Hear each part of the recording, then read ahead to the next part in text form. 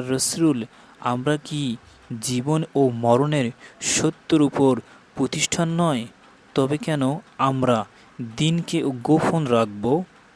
যার হাতে আমার প্রাণ, তার কসম, আমরা অবশ্যই প্রকাশ্যে বের হব।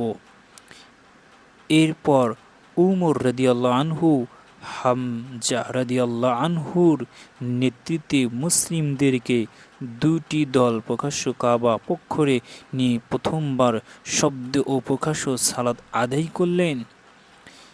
উল্লেখ করেন উমর রাদিয়াল্লাহু আনহু মক্কা থেকে মদিনায় হিজরত করার সময় কাফেরদেরকে চ্যালেঞ্জ জানিয়েছে, আরেকটি বিখ্যাত ভাষা ঘোষণা দিয়েছে যে নিজের স্ত্রী বিধবা করতে চাও এবং সন্তানকে ইতিম করতে চাও, সে যেন এই প্রত্যক্ষণ উপর আমার মুখোমুখি হয়।